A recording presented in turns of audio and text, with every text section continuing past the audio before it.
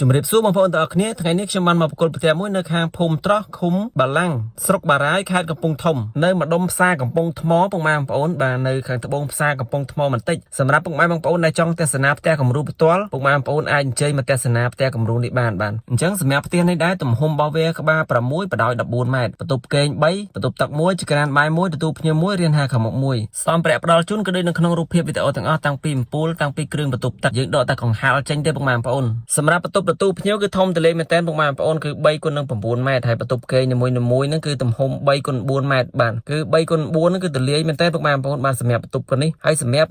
ចក្រានបាយគឺ3គុណនឹង3បាទបន្ទប់ទឹកនៅខាងក្រោយផងដែរសម្រាប់ពុកម៉ែបងប្អូនដែលចង់សាងសង់ផ្ទះពុកម៉ែបងប្អូនតាក់ទើមកក្រុមការងារយើងខ្ញុំមកបាទអានកិច្ចសន្យាយើងមាន6ទំព័ររៀបរាប់ពីទំហំផ្ទះតម្លៃផ្ទះរយៈពេលសាងសង់ការធានាសម្ភារៈផ្ដល់ជូនចាប់ពីជើងក្រោមរហូតដល់ដំបូលលើមានអីខ្លះដំណាក់កាលនៃការទូទាត់ប្រាក់ជាដើមបាទយើងមានច្រើននៅក្នុងកិច្ចសន្យាយើងអានកិច្ចសន្យាពេលដែលបងប្អូនអានកិច្ចសន្យាឃើញតែត្រឹមត្រូវអស់ហើយខាងខ្ញុំចុះទៅជួបដល់ទីតាំងផ្ទាល់ហើយយើងផ្តិតមេដៃជាមួយអាជ្ញាធរដែនដីបាទយើងយកអាជ្ញាធរដែនដីនៅខាងបងប្អូននឹងធ្វើជាសាក្សីក្នុងការធ្វើកិច្ចសន្យាសាងសង់ជាចុងក្រោយសូមឲ្យពុកម៉ែបងប្អូនជួយចែករំលែកវីដេអូនេះទៅមនុស្សជាទីស្រឡាញ់ទាំងអស់គ្នាបាទអរគុណច្រើន